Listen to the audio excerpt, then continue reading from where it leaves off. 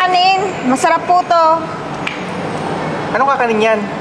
Maayos ba ang pagkagawa niyan? Oo naman po. Ihado pag natikman ni ma'am, malamang craving satisfied yan. Sa itsura pa lang, mukhang magkakaproblema tayo dyan ah. Ay, grabe naman po kayo, sir. Masarap po yan. Sino ba may gawa niyan? Ako po mismo may gawa nito. Naku. Tsaka, bakit ba kayo nagtitinda dito sa may kalsada? Di ba dapat gumawa kayo ng mga pwesto nyo? Eh, sir, hindi pa po kaya ng budget eh. Kaya naglalako lang po muna. Tsaka, parang inuulit na lang yata yung mga tindang yan. Ay, hindi po, ma'am. Laging bago po to everyday. Ba't ganyan yung itsura? Nakakadiri. Masarap naman po yan, ma'am. Lagi naman yun ang sinasabi nyo, masarap eh. Pero pag natikman namin, wala naman lasa. Try nyo nga po, sir. Tikman nyo. Masira pa yung tiyan ko dyan. Oo nga. Tara na.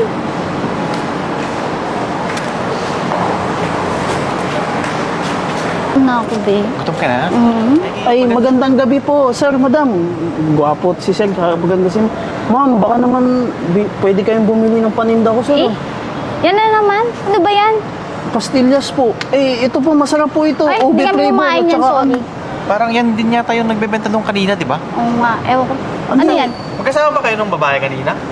Opo, magkasama po kami. Jowa ko po yun Photos yata yan eh. Ano ba yan? Kung Hindi, saan na masarap lang kayo ito. Homemade po nagsusulputan? ito, madam. Hindi nyo pa natitikman yung ube. Sige naman, sir, tikman nyo na. Tingnan mo nga, ang dumi-dumi niya, no? Grabe naman po. Pagpunta kami ng restaurant, alokan kami ng ganyan. Ay, magandang dessert po ito, madam. Pagkatapos nyo kumain, dessert? bumili po kayo nito. Tikman nyo, sir. Hindi kayo magsisisi. Homemade po ito. Nako, kung sinabi ng girlfriend ko na ayaw niya, wala akong magagawa. Sige na, sir. Kailangan po kasi Sindikato namin kayo, makabenta no? eh. Tingnan mo nga itsura mo. Nakakatakot tapos bigla-bigla sumusulpot kung saan-saan. Kunyari, nagtitinda. Nakasalubong ko lang naman po kayo. Baka nagbakasakali lang po ako na maibenta ko po sa inyo to. Kakain nga kami sa mahaling Nagbebenta ka ba o restaurant. nagmamakaawa?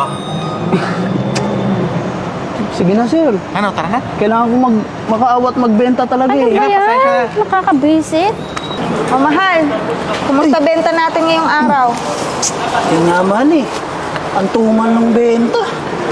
At saka, alam mo, yung customer kanina, napagsalitaan pa ako ng di maganda. Ba't kaya ganun, no? Ang ilap ng swerte sa atin. Kahit Kaya- anong gawin natin, parang hindi tayo makaraos. Alam mo, mahal, may awa ang Diyos. Makakaraos din tayo. Basta magtiyaga lang tayo tsaka magsikap. At saka yung importante doon, wala tayong inaapakan tao. Yun nga lang, medyo nakakapanlumo lang dahil nagsuot na nga ako ng medyo maayos-ayos tapos ganun pa yung sinabi sa akin.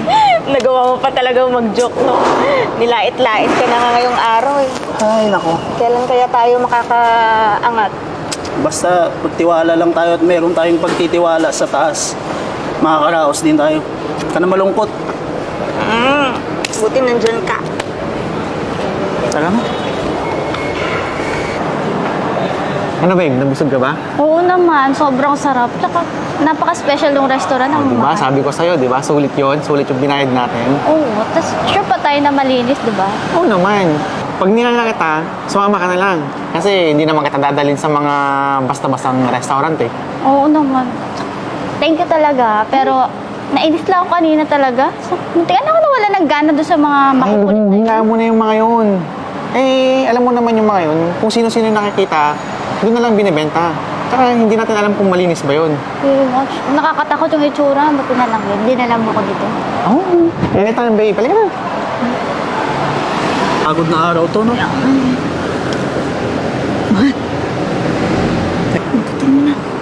Walang tao.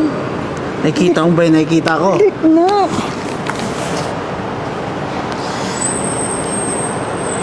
Uy! Swerte. Baka para sa atin na talaga to. Nakapagod sa buong araw, no? Ang dami niyan, mahal. Kaya nga. Nako. Tara mo na yun. Baka may makikita pa. Babe, Ano yun babe? may order kasi ako sa may Amazon. Baka pwedeng ikaw muna magbayad. Naku babe. Bayad lang pala eh, walang problema. Actually, parating na kasi. Ngayon na? Naku, babe.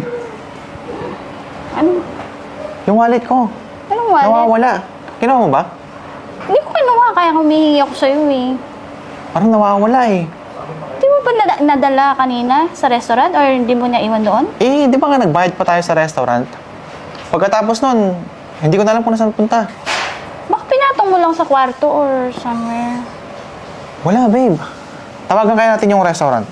Sige, baka naiwan mo lang or something. Babalik naman siguro nila yun. Hello, exclusive restaurant. Sir, magandang hapon. Ipagtatanong ko lang kung mayroon bang naiwang wallet kanina dyan? Wallet po ba? Kayo po ba yung nasa table number 14? Oo, sir. Ay, baka nagbabaka sakali lang kung may naiwan dyan. Actually, wala po, sir eh. Wala talaga. Chinek na rin namin eh. Kasi chinecheck naman lagi namin bago kayo umalis eh. Sa CCTV. May nagtanong din kasi kanina pero wala kami nakita talagang wallet, sir eh. Sensya na. Sige, salamat. Baka naman naipatong mo lang somewhere. Eh, pagka galing natin sa labas, dumiretso tayo umupo dito, di ba? Bitbit mo ba? Pauwi? Ayun nga, hindi ko maalala eh. Baka nahulog. Babe, parating na yung order ko. Paano mo yung pera? Eh, pabalikin mo na lang bukas. Andyan na nga. On the way. Nakakatawag lang kanina. Tsaka, ano ba yan? Ano magagawin ko, babe? Hanapin ko pa yung wallet. Hanapin mo, babe. Babe, ayan na. Tara, tignan natin. Kung magbayad nun, wala akong pera.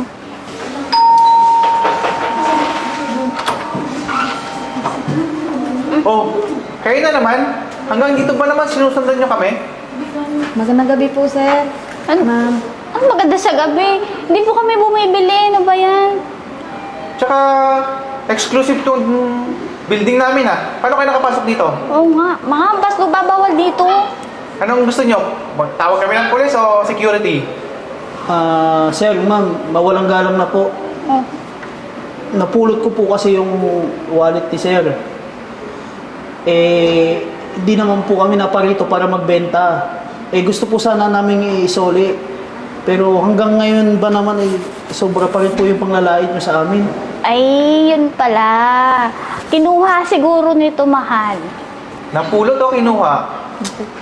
Grabe naman po kayo, sir. Kami na nga po nagmamagandang loob. Binalik tong wallet nyo. Kasi meron pong address dito, oh. Kaya siguro natuntun nila. Bakit naman? Alam nyo, Madam Sir, hindi po kami naparito at para magpalait lang po. Magandang loob po kami na isoli sa inyo itong wallet mo, sir. Lalo na't alam naming importante sa ito. Andito lahat ng laman ng ID mo at mga pera mo, sir. Nako, babe, parang tayo yata yung mali Pasensya na sa inyo.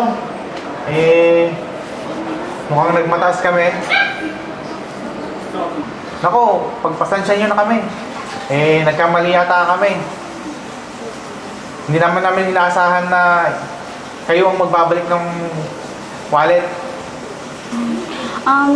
Kuya, sorry po kasi nahusgahan ko kayo, akala ko kasi Ako, hindi ko po sinasadya. okay lang po yun, ma'am.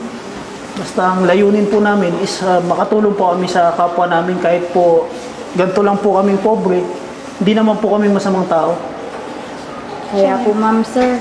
Sa susunod po, huwag niyo pong ugaliing mga alipusta ng tao po. Kaya ba't kayo yung nakakaangat? Nako, pagpasensyahan nyo na kami. Salamat na rin at binalik yung wallet namin. Walang anuman po. Ano naman po. Thank Pagpalain po you. sana kayo. Kayo rin po. Babe, ikaw kasi, nilait mo yung dalawang yun. Kawawa naman sila. Babe, alam mo namang, hindi ko naman kasi naranasan yung hirap. Malay ko ba kung ano, diba? Hindi ko na sinasadya. Kaya mo na,